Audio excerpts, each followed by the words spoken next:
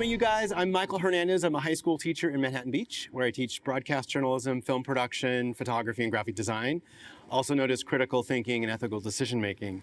What I'm sort of noticing with my colleagues and at schools that I present at around the country, a lot of concern about cheating, even before the pandemic, even before artificial intelligence, and low student engagement. And so I did a lot of thinking about how I might be able to support and help educators solve some of these existential challenges.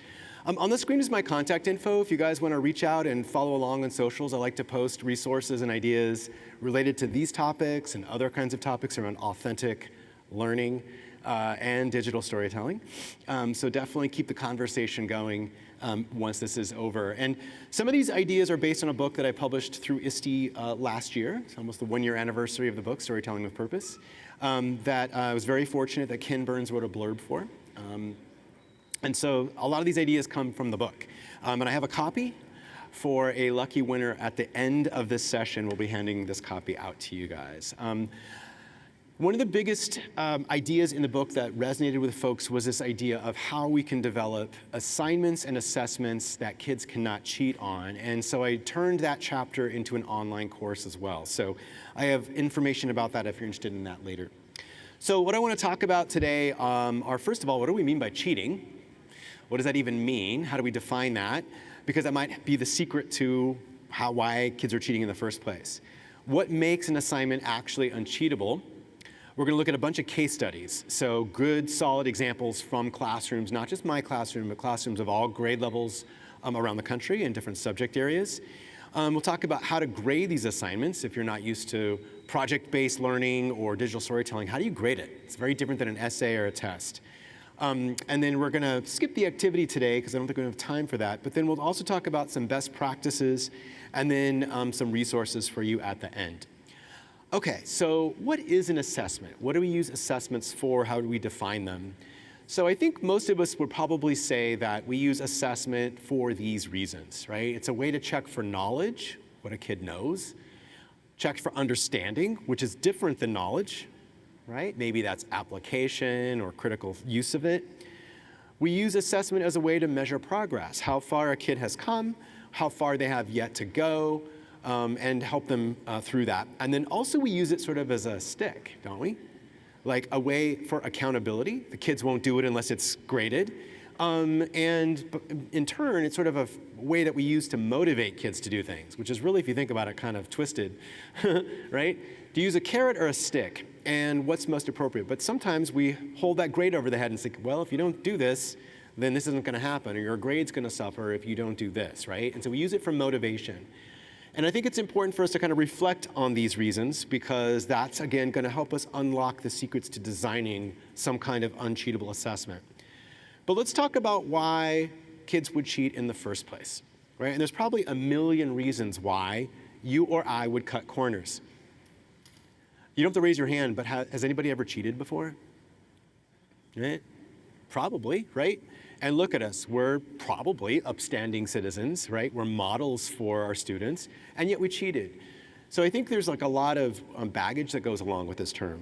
And we associate it with some kind of moral depravity, rather than maybe, and that might be true in some cases, but I think also maybe we can redefine cheating as just being mindful of our scarce resources, of time, emotional energy, money, any of those things, right?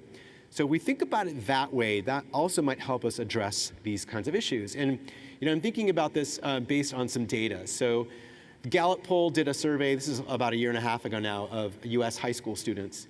And they found that only 13% of high school students gave their schools an A for making them excited about learning, right?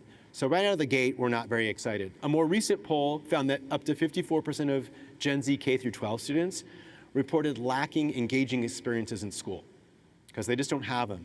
But the positive result of this poll was also that they said kids are most excited to learn, when teachers make learning interesting. Now we could read that as like, we're supposed to be here to entertain the kids, but I think it's maybe more than that, right? And then for a lot of administrators, we're really concerned about low student, attendance, right? Chronic absenteeism is at all-time highs right now, right? I think the latest data that I've seen is that it's grown significantly since 2016, 26%, and chronic absenteeism is defined as missing 10% or more of the school year, right? And some demographics, it's as high as 36%. So if you have a third of your students not showing up for at least 10% of the school year, it's not only a big impact on their learning, it's a big impact on your budget. That's a lot of money you're losing out on, right? So it's a big concern for all of us, right? And then on top of that, of course, we have artificial intelligence, which has led to some existential questions about what does it even mean to teach or learn anymore? What is my role as a teacher? If I'm teaching them how to write and they can write with ChatGPT, what is my purpose? And the kids also wonder, why would I show up? I don't need the teacher. I don't need to show up to class, right? We haven't made the case that they need to show up. How many kids are using ChatGPT and AI? This poll came out last week, and it turns out that about a quarter of US high school students are using ChatGPT for their schoolwork. And again, it varies slightly by demographics, but it's double the amount from last year. So it's growing quite a bit. So this is something that we can't avoid. All right, time for my own poll. Please raise your hand if you have a fond memory of a standardized test in school. Oh, there's always one. No, not traumatic memory, but a fond memory. You have a fond memory. Oh, wow. Oh, interesting. But everybody else is like, no. Think about the fond memories that most of us have other than tests. It's probably something like a field trip, a class project, maybe it was a team sporting event, something like that. And think about all those qualities of that event. You were on a field trip and you were still learning, right? But what was it that made that engaging and interesting to you, right? So if we're concerned about students' reasons for cheating in the first place, can we borrow some of those ideas that we remember? And maybe you still remember the idea and the concept from that incident, right? And that learning experience. How can we borrow those ideas and put them back into our lessons and our assignments? You know, one of my favorite quotes is by the author of The Little Prince, who said that if you want to build a ship, don't drum up people to collect wood and assign them tasks and work, but rather teach them to long for the endless immensity of the sea. That's really our job as educators, to make kids passionate about learning and in our subject matter, not about taking tests or writing essays. As much as we like to fall back on that, or administrators are requiring that of us, that's not what learning is about.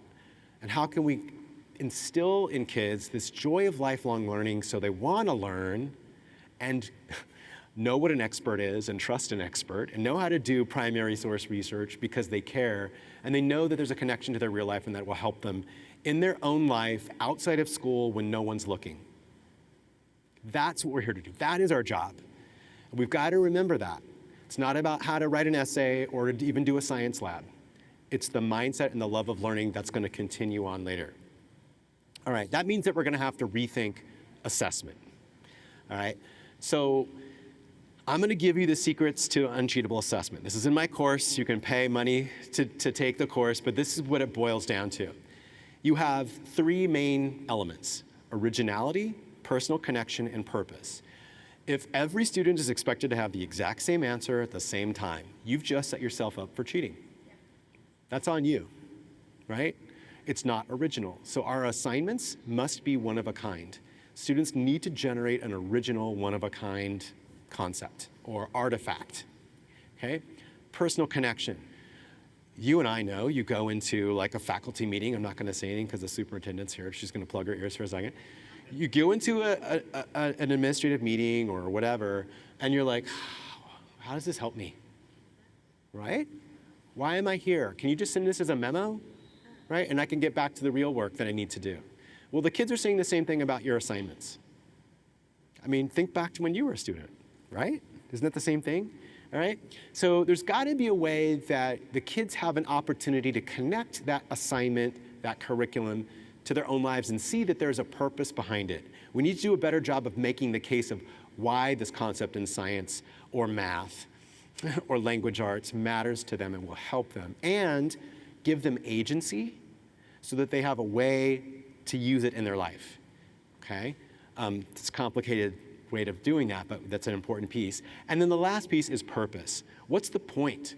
I say this to my journalism students all the time. At the beginning of their story, they have to write down, what is the purpose of the story? Why would somebody want to spend their time watching this? How does this help anyone? Can we say that for all of our assignments in a way that makes sense to our students? What's the point, right? So there needs to be some kind of purpose, and oftentimes this means an authentic purpose, right?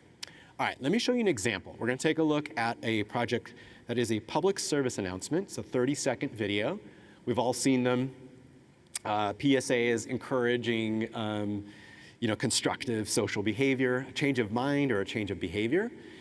This project was, the assignment was for students to tackle climate change.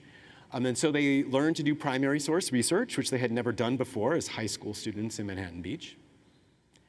And then from that research, they chose something that stood out to them, something that resonated with them, something that sort of like stood out or that was inspiring. Then they had to craft a story around that for an audience of teenagers like them, okay? What's going to be effective? And then they had to write the script, cast the actors, work with a team of students to shoot the project, edit it, and then publish it, okay? So let's take a quick look at it. This is Dave. Dave cares about the environment. He tried to do as much as he could and warned his friends and neighbors about their energy bills. They weren't interested. So Dave got on his bike and started home, but suddenly, Dave thought of something.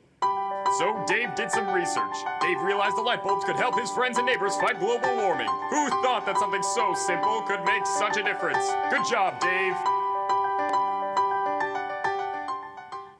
All right, not too shabby, right? Okay, it looks a little dated because there's a compact fluorescent. Nobody uses those anymore, and they're calling it global warming. It's climate change now, right? But you get the idea, right? Okay, so I have a question for you. Which subject area class was this made for?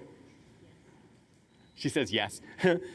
Any guesses which class? Social studies, language arts, science, what do you think? Science, good guess. Anybody else? Any other guesses? Language arts, good guess. History, good guess. Physics, ooh, that's a good one. The actual real answer is my class, the cinema class, right? Let me ask you this, what standards were hit in this assignment? The way that I described it to you? Which standards? 13A.1. It's kind of all of them, isn't it? So critical thinking, research, writing, collaboration, creativity, marketing, right? All of these things, right? So I don't know about you guys, but as the classroom teacher, I want to be efficient. I don't want to have to do a bazillion pieces of work and come up with completely new assignments. I want something that's going to hit all of them and be efficient. I can tackle a whole bunch of these requirements in just one story, in one project, and that's what I'm looking for. So thinking about a project like this, this was published on YouTube. It has an impact on other people. What's sort of interesting, what's embedded in here, if you watch it again, is there's a scene where they're turning off the faucet. Do you guys notice that one? Like, what does it have to do with electricity? Turns out, in her research, this student found that the #1 use of power in California is water. Pumping it out of the ground, hauling it over the mountains, it's the #1 use of power. Isn't that wild? At least at the time. Maybe it's artificial intelligence now, I don't know. But so she embedded that even in it, right? And it was enjoyable. I mean, think about the reports that we write and the tests and the worksheets you give kids. Where do they end up? In the trash. What message does that send to our students about the value of their effort and your curriculum? It's a very powerful message that it doesn't matter, right? So because she made this for other people, to help other people, and she knew it would be published publicly, there was no incentive to cheat. Now, we could have used AI, if it was around at the time, to write the script, and that would have been completely valid if we did it, scaffold it in the correct way. But there was no incentive to cheat. And also, it's one of a kind. Nobody else made this. This doesn't exist anywhere else. Okay, AI is just a rehash of things, right? So we've done all the things. It's original, there's a personal connection, and there's a purpose to it. Boom, checks all the boxes. All right, So this idea of cheating, we can actually break down into two different components, the incentive to cheat and cheating by design, right? And so what this means is cheating by design is when our assignments are set up where kids have one right answer. So how do we create these uncheatable assessments? Let's think about what it is we're actually trying to measure in our assignments.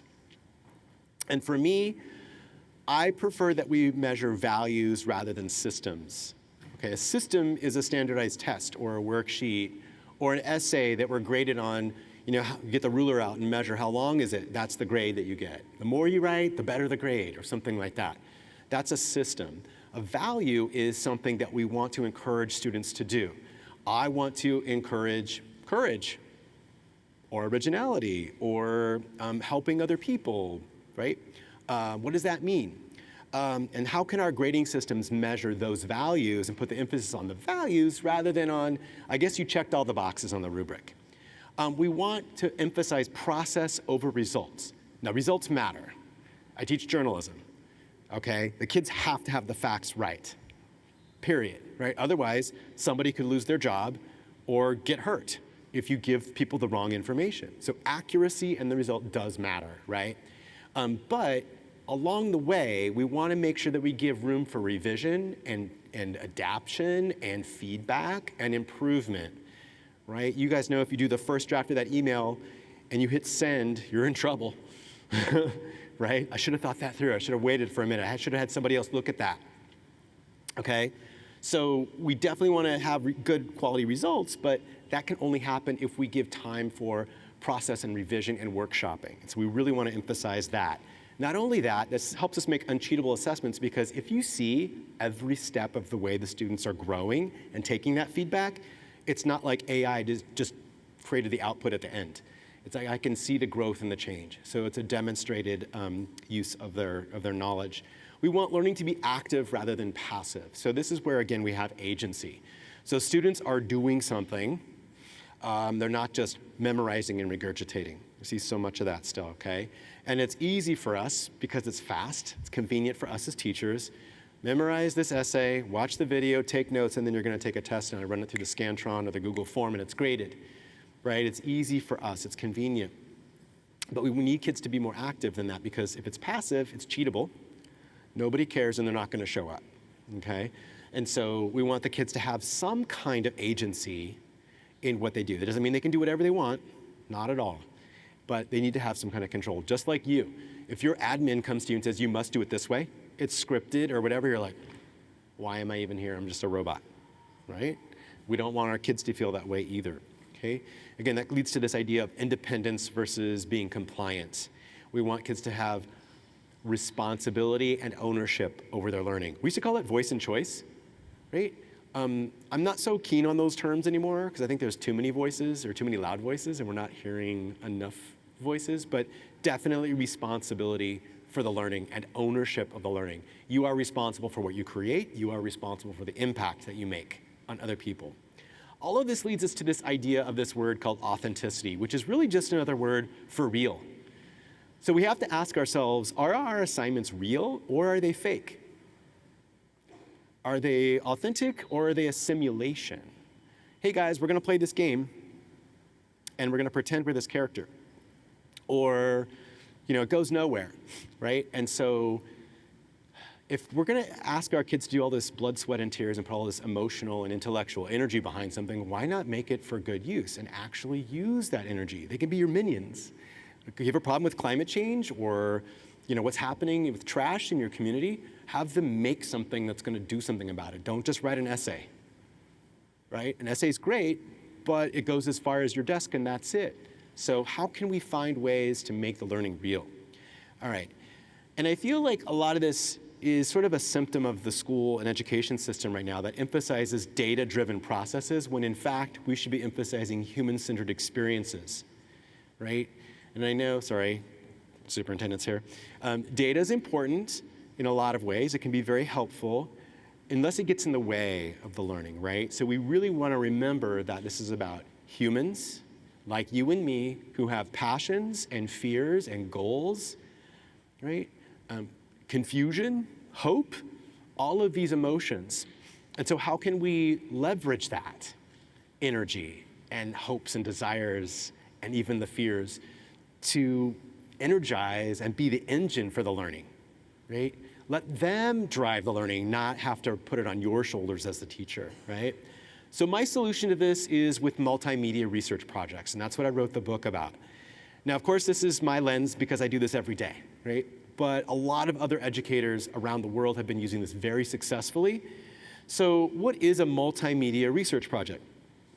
So that can be everything from a digital book to an infographic, a data visualization where you visualize data from math or science class and findings. It can be oral history projects, podcasts, editorial illustrations, like a variety of different multimedia projects, even all the way up to video documentary. These are some examples from my students. Okay, and so it's a big umbrella that's great because we can use it in any grade level in any subject area. There's some kind of digital story project that we can use. Why projects? Because as Seth Godin says, projects are the new resume, right? If you want to show what you know, literally show what you know. Here's proof of it, right? And if we're thinking about our high school students who are going to go to college or try to get a job or an internship, they need to provide evidence to employers and colleges that they know what they're talking about, okay? And as Einstein said, if you can't explain it simply, you don't understand it well enough, okay? So you have to be very clear in your understanding to hone it down to its essence, right? But don't take my word for it. There's a lot of research around this. I have a big spreadsheet of this. I know Alice has a spreadsheet session, but I have a big spreadsheet on this that project-based learning actually improves AP test scores, right? That the decline of independent activity is the cause of children's decline of their mental well-being. It's actually documented by scientists that kids are stressed out not because they have cell phones, but because they have lack of independence and agency, okay? And also, the best way to learn something is to teach it. Actual scientific evidence, right? I can cite these sources if you guys want them later. I can share them with you, okay? But these are all of the things that happen when we have multimedia research projects. Independence, agency, projects, right? And telling a story is actually teaching, right? We tell stories as teachers. We have to curate all the information. We have to organize it in a workflow, in a pattern. We've got ups and downs, climaxes, surprises, right? And we have conclusions, right? It's a story that we do. And stories are a type of teaching. And this is kind of interesting too. We're worried about kids freaking out. This is an organizational psychologist who said that. Idleness, indifference, and irresponsibility are healthy responses to absurd work. Right, so in the eyes of our students, there's a lot of absurd work that we give them, okay? If we want our kids to take our work seriously, we really have to give them serious work. That's what it comes down to, right? All right, let's look at some examples so we can get an idea of what's going on. Okay. This is an infographic, and we've probably all seen them somewhere on social media at some point. And let's think about how it ticks off all of our traits of an uncheatable assessment: originality, personal connection, and purpose, right? So this was actually done by a student of my friend Jody Deinhammer, who teaches high school science in the Dallas area. You should follow Jody on socials, or actually she wrote an article in Edutopia about teaching her high school science class for an entire year with no tests. So if you want to see how that's actually done, look for that Edutopia article by Jody Deinhammer, okay? But look at what this student did. So they're responsible, this assignment was to bring science to the community to help people.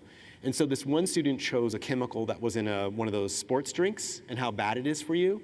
She actually did an experiment, and the results of the experiment are represented in that data visualization, that chart there. So that's original to her. She drew the diagram of the chemical, drew an illustration and labeled how it affects the body in different ways. And then at the bottom, you can see her cited sources. Okay, so this is a research project. But there's a purpose behind it. Not only did she do the experiment and the research on her own, but she made an artifact that was original to be published to help other people. So there was a purpose behind it. See how that works? Pretty cool.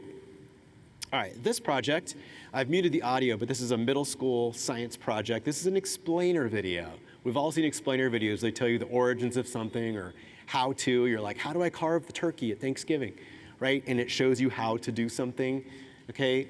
Excuse me. And so this is a middle school science project from my friend Leah Lacrosse, who shared this with me. She's a teacher in Ohio. And again, so this student, talking about time travel through the TARDIS and you know, the DeLorean, talking about how this one particular mouse changed their genetics and how they evolved so they wouldn't be eaten by predators in a short amount of time. So the students had to understand how genetics work, genetic mutation, and this particular animal's explained in this explainer video. Another really cool project that one of my students did in graphic design was designing a brand kit. So a brand kit is what graphic designers would do for a company. It's creating a logo, a set of colors, font choices that would be consistent across all of their publications, their websites, their business cards, their letterhead, right? It's basically a visual personality for this organization. The assignment was to find a nonprofit organization in our community and meet with them, actually have a conversation instead of a text conversation, which is a big deal for kids. They had to email people, they had to schedule meetings, they were required to do face-to-face meetings with them to get to understand their history, the personality, their goals, who their audience was, who they were serving, do all this research, and then from all of that information, design logos, colors, and font choices, and design a brand kit based on a professional standard, right? So thinking about originality, one of a kind, nobody else could have made this, okay? There's a personal connection. The students got to choose which organization they wanted to work with, and also it's their design, okay? And there's a purpose behind it. I'm actually helping another group of people, okay? And you guys have seen nonprofit logos. They're terrible, right? Doesn't this look professional? This was a freshman. Incredible, incredible work, right? So there's a purpose behind it. So really great project. Oral history projects. Social studies teachers, language arts teachers, even science teachers. Right? Here's a couple of different examples. So the image on the left is from my friend Karin, who teaches third grade in Illinois, and she had her third graders produce a podcast every month. Once she trained them how to do everything technically, she unleashed them, and they did it on their own, independently. They ended up interviewing an astronaut, the governor of their state, journalists, artists, all kinds of people, and they published their podcast, and you can actually listen to it on Apple Podcasts. You can actually go search for it and listen to what they came up with. It's pretty cool. Use it as an example with your students. The story on the right, A Diverse Voices, was actually produced by my daughter, who was my student for 4 years in my journalism class. During the Black Lives Matter protests, she was very upset and wanted to do something, but didn't feel that she could get out into the public because we didn't have vaccines at that point. And so she came up with this idea of interviewing students of color at our school, which is mostly white, Manhattan Beach, about their experience with racism. And so instead of Maya telling her story about how she felt about it, she actually used this audio format, a podcast, oral history, as a type of inquiry and research, right? So it's qualitative research that social scientists and psychologists and business people use all the time, and ended up being able to elevate these stories that we wouldn't otherwise have heard. Pretty cool, right? Original, personal connection, and purpose. All right, going back to my friend Jody, using annotation, using iPads to annotate photos in the lab. So instead of a worksheet or a test, the kids had to label these accurately and share those. All right, let's give you some examples. What would this look like in different classes, right? So a traditional assignment might be a class presentation. An uncheatable alternative to that would be the explainer video that we looked at with the mouse, okay? A traditional assignment might be a report. Instead of a paper report that just ends up in the trash and nobody wants to read, even you, we can create a digital book. Now that could be a lot of things, right? It could be obviously a nonfiction type of digital book, and that could be an individual student making it, or it could be collaborative, where each student creates a chapter, or you collaborate with schools in different parts of the world. If you're in the science class or history class or even language arts class, connect with teachers around the world, and each of those students can contribute what their culture or their country or their city is doing on a specific topic, right? And we make a nice collection of diverse voices in that book. Instead of essays or creative writing, again, we could do a digital book or an ongoing blog, and maybe produce a digital literary magazine. Wouldn't that be cool? And you can also, because it's digital, you can embed audio and video as well, and hyperlinks.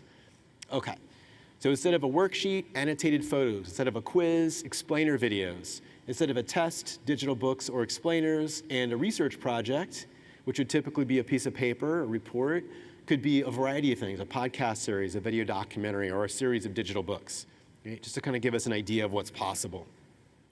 Okay, so going back to this idea of what standards and skills are we tapping into? Okay, obviously research is happening, writing is happening. So you saw examples of my photography and graphic design students and video students. They're still doing research and writing, even though I'm not a research and writing teacher, because they have to in order to tell the story. It's the fundamental foundation for all of these. Analysis, critical thinking, design thinking, media literacy, which is a state requirement in California, by the way, instead of a separate class or a separate unit, it just organically happens. I have to talk about copyright when you're coming up with the explainer video. You can't just use anybody's images downloaded from Google, right? Social intelligence, that's how we work together to learn to give and receive constructive feedback. The most important skill in our world that's missing in our country right now, right? All right. So some things to consider that we haven't talked about yet, but that are in the course, are things like, again, how to measure values, not systems. Give time for workshopping and revision so we can polish these things and the students can have the best possible product. Since it's going to be published publicly, we want to encourage originality. We want to have separate grades for the content and a separate grade for the style or the design of the piece. We want a controversial opinion, avoid rubrics. I'll get to that in a second. We're going to use the 4 pillars of assessment to assess these and to grade them. And of course, always we have to publish authentically. Okay, so I'm going to dive into this controversial opinion that I don't like rubrics, and I'll tell you why. Here's an example of a rubric I tried to design for my journalism students. Anybody use rubrics? Right? I tried to use it for years, right? We need to show the students and the parents and prove to them why, explain to them why the kid got the grade that they got. But in the end, it's still a subjective decision, right? Is it a 29 or a 30? What's the difference, right? It's still a subjective opinion. And every project is going to be unique and different. Do you guys ever have this happen where the kids only do what's in the box to get the grade? They won't do anything else. So the boxes keep you trapped in a box. It discourages kids from trying something new or having courage to ask important, difficult questions or to push that extra mile to do something that's maybe a little bit more difficult, okay? And I just wrestled with this because every project and every situation was unique, just like every student is unique, all right? And so this doesn't really work for me. Now, we can have conversations about how you might finagle this, but let me give you a real-world example of why. So in my journalism class, the students get to decide what stories they're going to cover. One day, one of my students came in and he pitched a story that he found out there was an intersection in our community where people were running the stop sign, all right? So he wanted to do a story about it, so he did all the research on how there's a lot of reckless driving these days, especially since the pandemic. It's really shot up. Pedestrian deaths and car accidents have shot up. So we collected all that data. He interviewed witnesses, he interviewed experts, he did a lot of research, he wrote his voiceover scripts, shot a bunch of footage, which we call visual evidence, and he in fact found this is a still from the security camera from a neighbor's house. You can see the car running the stop sign, right? There's a bunch of examples of that as visual evidence, right? So this is a tool for inquiry, okay? And he edited this together, published it on YouTube, and the police saw it. Then the police started parking a patrol car out there and giving people tickets for running the stop sign. So his project got a public agency to take action. Pretty impressive, right? Okay, now, if I graded him on a rubric, he would have got probably a B on this project because his voiceover wasn't that good. The footage that he shot was just okay. It wasn't dynamic. It could have been edited better. By all the things I would put in a rubric, it was not an A. But what grade do you give someone who saved someone's life? That's the problem with rubrics and why I don't use them. If you really want to encourage kids to follow their passions, to be original, to have courage, you can't paint them into a box. I can't tell you how to teach your class. I'm not a math teacher. I'm not a language arts teacher. Do what you feel is best, but I feel like we need some more room and flexibility in how we assess the students. All right, so how do we grade them then if we don't use a rubric, right? I use the 4 pillars of assessment. So this is a thing where I will give feedback as the teacher, as the content area expert, whether that's verbally in front of class, because we screen all the projects in front of the entire class. Learning should not be a secret. Learning should not be a secret. We want everybody to learn from everybody else, so they get some public feedback and they get some private feedback. There's a self-assessment component. Sometimes that's in front of everyone. Like I'll ask them, okay, what would you do differently next time? Right? Let's think about that. Sometimes that's private. There's peer evaluation. So their peers get to give them some feedback on that, give them suggestions. We have a whole process about how we give constructive feedback. And then audience feedback. Ever think about that? How do we get feedback from our end user? If I'm making this for somebody else, not the teacher, because that's the point, right? Shouldn't we ask them if it's working? So how do we measure that? That can either be oral feedback. If it's posted on socials, we track how many views it has, how many likes, and so forth, right? All right, so something else to sort of consider with these projects. This is a recent post from the World Economic Forum, the Future of Jobs report. And every so often they ask companies around the world, what are the most important skills your employees need? And this is from just a couple of weeks ago. Guess what their top job skills are? Analytical thinking, resilience, leadership and social influence, creative thinking, motivation and self-awareness, technological literacy, that includes AI, right? Empathy, curiosity, talent management. Nowhere in here is there memorization or test taking, right? And what's the rubric for creative thinking and leadership, right? I mean, maybe you could come up with something, but I know it's a little tricky, right? So again, thinking about what is the point of our assignments and our assessments, okay? And how are we helping kids be successful once they leave our classroom? Because that's the point of our classes, after all. Once they leave your class, I'm sorry, they're in 3rd grade, they're gonna go home this afternoon. What are they doing at home, or this weekend, or over the summer? And are they prepared? And if we're high school students, we're thinking about jobs, careers, college, okay? All right. So there's a lot more to talk about when it comes to uncheatable assessments, right? So this idea of how it can also support equity and accessibility, okay? We don't want to put barriers in front of kids who have difficulty with reading or writing just because we say that's the way we're going to measure and assess them, right? We want the ideas. That's what writing is for, is to express ideas. It's not about how you can physically move your hand. We want to align to standards and how our assignments can do that. I put that in my course as well. How do we get stakeholders on board? So you guys are here maybe because you were forced to, but maybe you're interested in it, but we know there's a lot of skeptics, or maybe you're still skeptical. So if this is something that you feel might be worth trying, how do we get other folks to get on board to help each other out and try some stuff out, okay? How do we align all of these projects so they fit within our school values and mission? And that's really, I was looking around the room here, like respect, be ready, real. This aligns with the school values, doesn't it? Like being real? Let's be real here. All right? So lots of cool stuff. What kind of equipment and resources do you need, and what kind of professional development do we need to make this happen and support you? So these are things we talk more about in the course and in the book. So I'll leave you with this quote again from The Little Prince, right? Or the author of The Little Prince. It's a great reminder for us as educators that if you want to build a ship, don't drum up people to collect wood and don't assign them tasks and work, but rather teach them to long for the endless immensity of the sea. Okay. Right. So with that, I will leave you with some resources from my sessions. If you scan that QR code, I have some things to share with you guys, take you to a Google form about that. And I actually do have a copy of my book. And since you guys were paying such close attention, I'm gonna give you a quiz, and the winner of the quiz gets the book.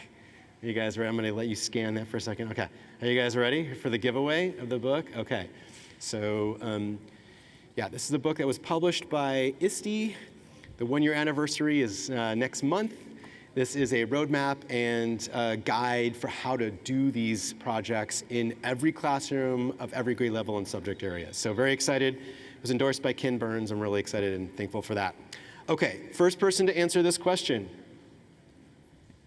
What are the 3 elements of uncheatable assessments? Yes, sir. Originality, personal connection, and purpose. Absolutely correct. Congratulations. Come pick up your book, sir. Thank you. Excellent.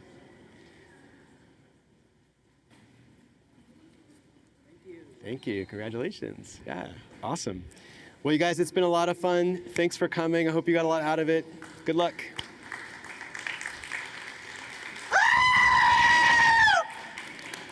That is weird.